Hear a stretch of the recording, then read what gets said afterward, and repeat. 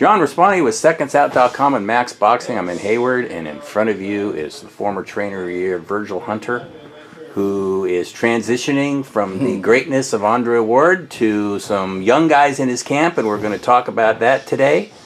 First of all, obviously you weren't surprised when Andre announced his retirement. Actually, I wasn't either. I was talking to him when he was 25, and he told me that he was going to retire when he's 32 or 33, so he did exactly what he said he would do. Why do you think it is that he's 32-0 as a pro, undefeated, great career, goes up to the light heavyweight division, beats a guy that nobody was even coming close to beating, the Crusher, and still there seems to be a reluctance to give him the credit that he deserves? Why do you think that is, Virgil? You know, John, I haven't really given it much thought. It seems like that's just been the trajectory of his career, you know. People love to hate him, and whatever reasons they have to dislike him. But one thing they have to do is respect him. I think in the Kovalev fight, those two fights, I don't think it went to the way some people wanted it to go. I think they felt this was their chance to see him out on his feet, or beaten, and it didn't turn that way. So that's why you see so many excuses. It's hard for them to fathom. It's hard for them to digest the fact that here's this guy who killed a fighter. Here's this guy who says, I'm going to do this to this guy, do that to this guy, and pretty much was doing it. But it didn't happen in that fight, and it's hard for them to digest the fact that even though Andre was a smaller guy, height-wise, weight-wise, size-wise, punching power, whatever else you want to put in there, he was just more man, he was just more dog than Sergey Kovalev was. So that's a hard thing for fans of Kovalev to swallow. The way he got beat, they have to accept the fact that he was manhandled. They can say cheat all they want to and everything. We're talking about a man who's more than capable. If he felt he was being done wrong, he was more than capable of fixing that situation. You know, I think after he was knocked down in the first fight, people got disillusioned about that because they were used to seeing Sergey finish the job, right? They never looked at the fact that he only went to one knee. They never looked at the fact that when he got up, Sergey never landed another punch. They never looked at the fact that in the next 20 rounds, I believe, that was in the second round, so 12 the second and 10 after that, that's 22 rounds of him never landing that punch again. If they would look at these things, they would look at the fact that skill, toughness, grit, dogged determination is what, won him the first fight and helped him dominate the second fight. They just were not used to hearing Sergey say, I'm in your career, I'm going to do this to you, do that to you, and not do it. See? So it's a funny relationship they have now, the fans of Sergey, you know. They hate Dre on one end. Then on the other end, they have to accept the fact that this man is not tough like he said he was, or his opponents accepted what he said he was going to do to him. So he pretty much had the fight 50% won before the first bell rang. And the fact of the matter is that you could talk it, but can you walk it? You see, so while he was talking it, we walked it, and that's how it turned out. What I found fascinating, Virgil, watching the second fight, and it might have happened earlier because you might have noticed it earlier, and I wrote about this in an article I wrote about Andre Ward, is that he took Sergey Kovalev's heart. You could just see that Kovalev was, it looked to me that he was thinking to himself, I can't beat this guy. I've tried everything I can think of. I tried to bully him. I tried to scare him, and I hit him in the first fight. He got up, he smiled, and then he took it to me, and he knows I'm weak to the belly, so he started working. And now, this might sound like a silly question, but I'm just curious. We know how gritty Andre Ward is. How did he manage to do that to a guy who had never had that happen to him as a professional? Was it just his determination that, when you got two guys in the ring, one can sense that the other one's coming on, right? What gives Andre Ward, what gave him the edge to be able to do that against a Kovalev? It's two things. And I can remember John David, Jackson, maybe 4 years ago, coming up to me and saying that he had somebody who would beat Dre. And I thought it was kind of funny that out of all the fighters that he had accessible to him to fight, that Dre was the one that was on his mind out of all the other light heavyweights. Dre was the one that was really on his mind. So I think psychologically he got to John first in the Allen Green fight. And I know John couldn't stand losing to me because he had his own ideas about me and any credentials that I might have. And I never felt the need to respond to that. I know who I am and very secure who I am. So there was no need to do that. So, and this whole conversation about the fight, particularly the first one, is about when Sergey hits him. See, he expected Andre to do what every other fighter did when Sergey hit him. To cower, to not want to fight anymore, to concede to the fact that this man can hurt me. He's everything they say he is, but he misread who Andre was. See, if you're not knocking people out, some people tend to underestimate you.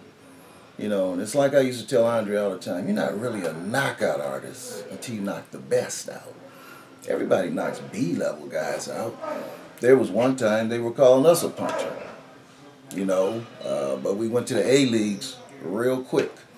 With 16 fights, there we were with Miranda when he was Miranda. So we went to the A-Leagues real quick. Yeah. And fought Kessler in his 19th fight. Yeah. So he was battle hardened for Kovalev long before that fight ever happened. I think people have to remember in the Olympics he was not at light heavyweight. He was a middleweight in the light heavyweight division. He never weighed more than 170 pounds in the 178-pound division. Now you had Evgeny Makarenko, the Russian champion, two-time world champion, 6'6". He crushed him. The gold medal match with the kid from Belarus, who's a two-time silver medal runner-up in the worlds and things. The kid from Kazakhstan was a world champion at 165. Clemente Russo, the first guy that he fought from Italy, later on won the gold medal as a heavyweight. And had medal, I believe, a year before as a light heavyweight.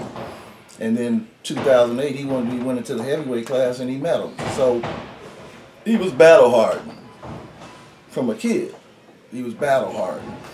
And he was a fighter before he was a boxer. In his first 40 amateur fights, he just storm out the corner and just jump on him. But as we started making all the transitions and adding the boxing and this and that to it, the fighter never left. And if it came to that, he is more than capable of doing it.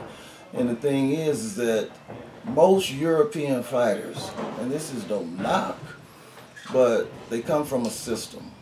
And that Soviet system is a dominant amateur system. It's very dominant. I mean, it's a tough system to beat in 3 rounds.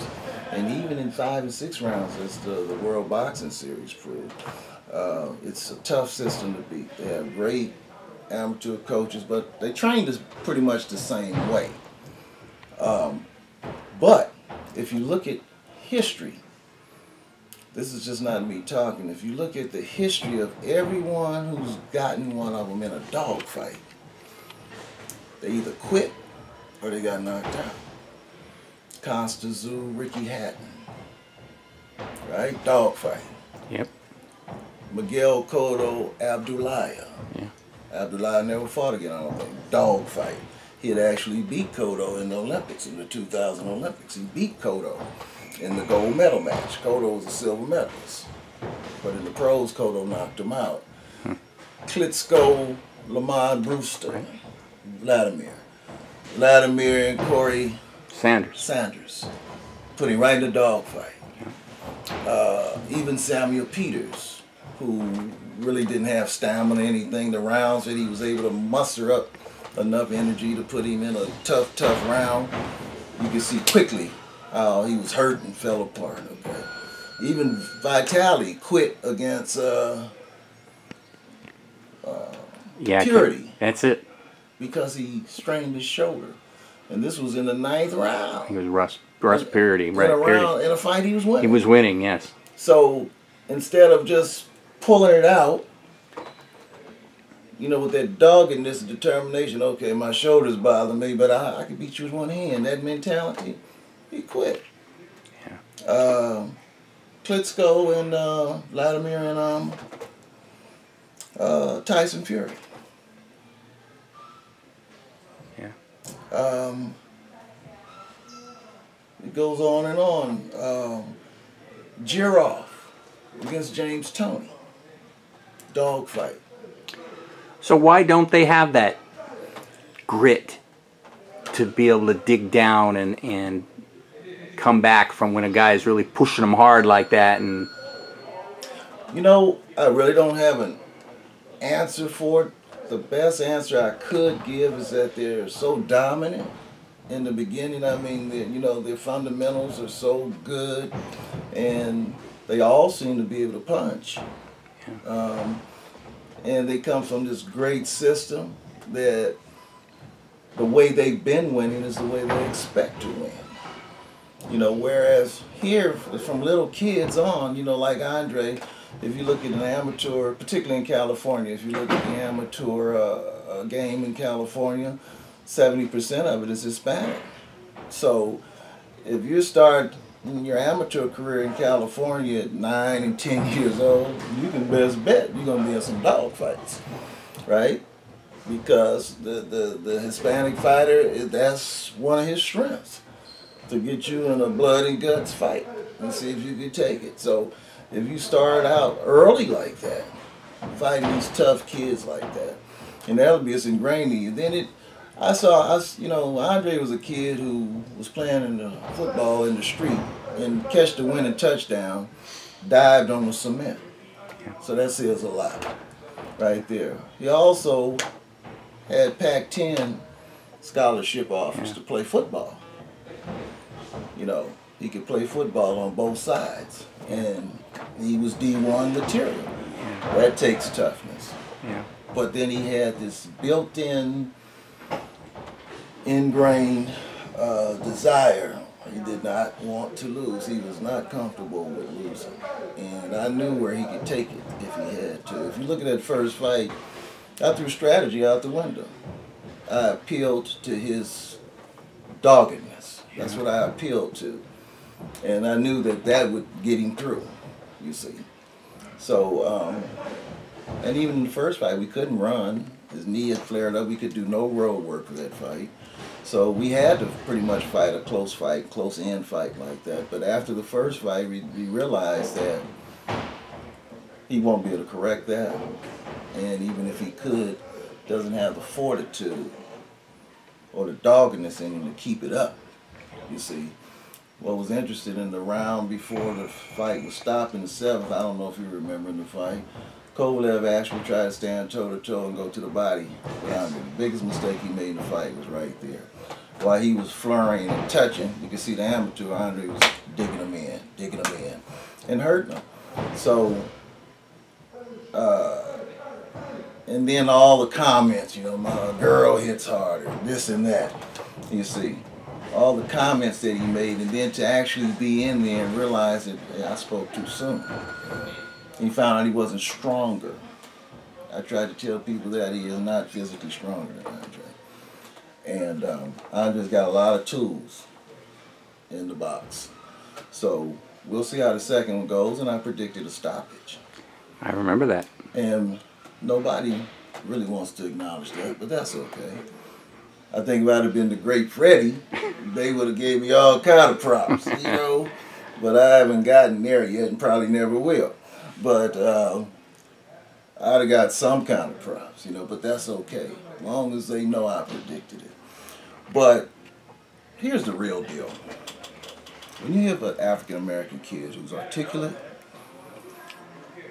who knows what he's here for, who stands for his principles, that you can't just pull anything over his eyes or put anything on him in the form of trickery or trying to lead him to say what you want him to say, who's strong about his convictions. That's intimidating to most writers. That's intimidating to most people now because, you know, of course, in most writers' eyes, they're the smartest guys in the room, you know, and they're more comfortable with a fighter that I would say is culturally being foolish and exhibiting the type of behavior that they're accustomed to.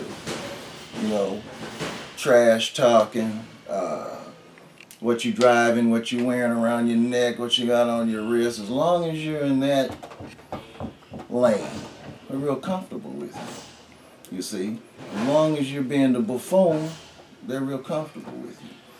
But when you refuse to go that role, then they become more or less intimidated. So articulation becomes arrogance.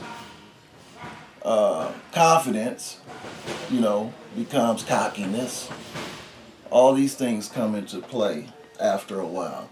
Even in the promotional litigation, you know, nobody ever stopped and thought that this kid could be right. This kid, you know, it all went the way it normally goes, particularly if you have a minority who is not happy about something. And right away, he did you a favor. Without him, you wouldn't even gotten here. No, without me, you wouldn't have gotten where you going. I have to win the fight. You can promote it all you want, but I have to get in there and win the fight. And if you notice about that situation, he was the only one on, you know, HBO or Showtime in that whole stable, in the Goose and Tudor stable. He was the only one. So why would he even re-sign with Goose and Tudor if he wasn't happy with it? But because he found out some things later that just wasn't right, and that was just the bottom line. It wasn't right. And he stood up for what he believed was right. And people, oh, you're throwing your career and everything away. Well, you don't really care about the path my career goes into. That's easy for you to say because everybody is saying it. But not one time have you shown me the respect of, you know, talking to the other side, getting to the other side. And, you know, the beauty of Andre is, if he really wanted to crush that situation, he could. He has all the proof, he has all, but, you know, people don't realize that Dan's sons, we were, you know, we adored him. You know, he adored him, Max, and I can't think of the other kid's name, Mrs. Goosen. I mean, we all had close relationships. Those were great times. I'll never forget those times. So why come back and, you know, hurt a man's family when you don't have to? He's not here anymore. We moved on. So we didn't feel like his kids deserved all of that, to put him out on Front Street like that at all. But if I'm not mistaken, there were some things that went on with Dan long before we came on the scene, you know, promotional issues and stuff. but it's no sense in going into it. What we chose to do is relish. You guys ready? Relish and cherish the good times. And trust me, there were plenty good times. You know, and I miss Dan. I really, really do. I mean, you're talking about him, one of a kind. You know, and so in that sense, we chose to take the approach. You can't help, don't hinder, and admire him and respect him for the good that he did, and not for you know, the misunderstandings that might have came later on. So, looking back on Andre Ward's career, what is the most rewarding? I mean, let's just talk about his professional career. Obviously, winning the gold medal was incredible in 2004.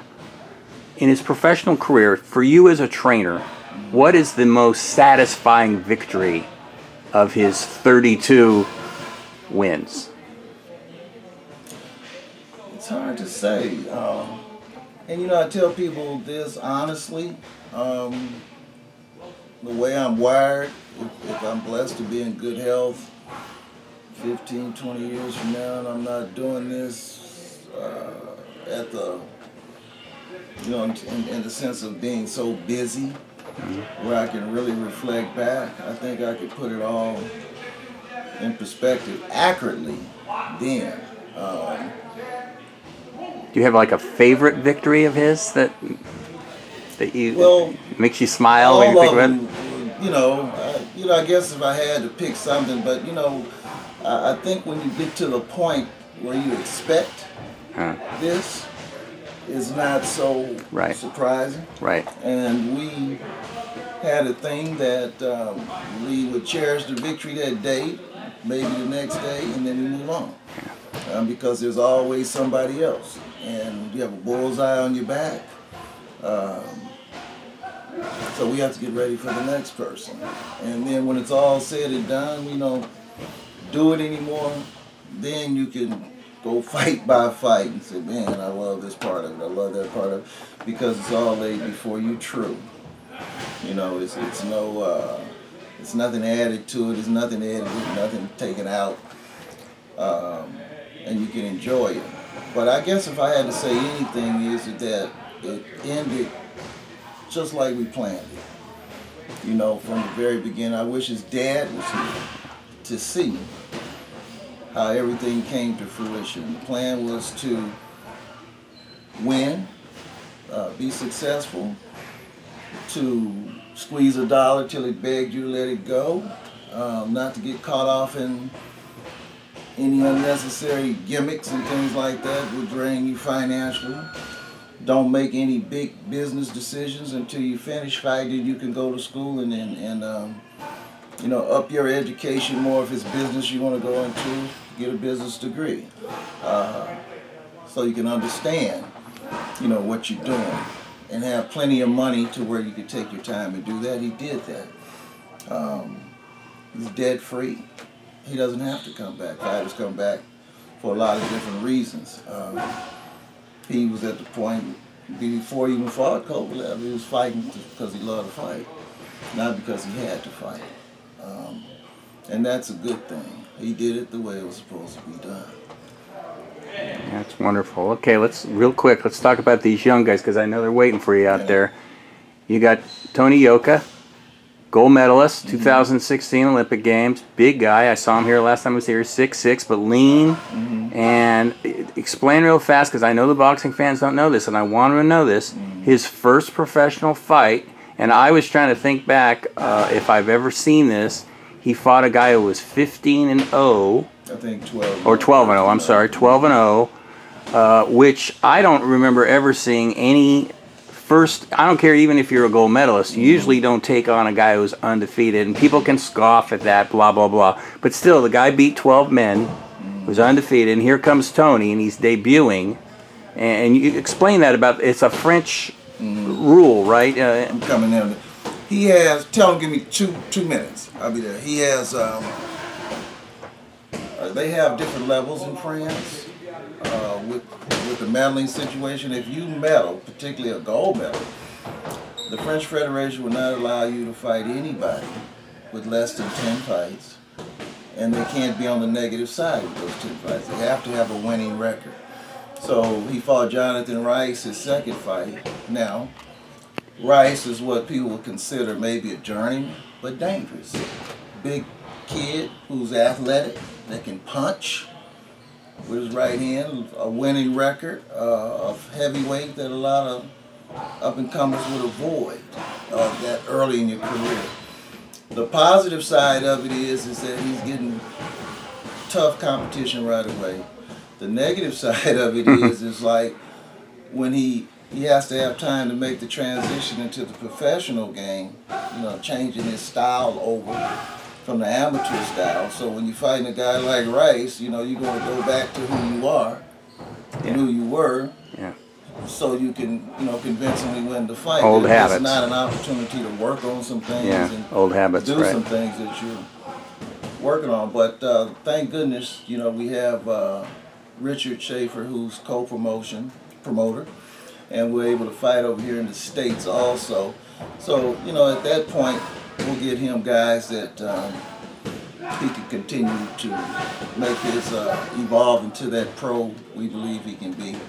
And but as of now, you know, the positive, he has to stay ready at all times because he's not fighting no slouches. And the negative is it might take a little longer for him to make the physical transition, but mentally, it can't do anything but help. Okay, Virgil Hunter, thanks. I know they want you out there. Appreciate you talking to me. John Respondy with Seconds Out and Max Boxing. Virgil, thanks a lot. You're welcome, Take care. John.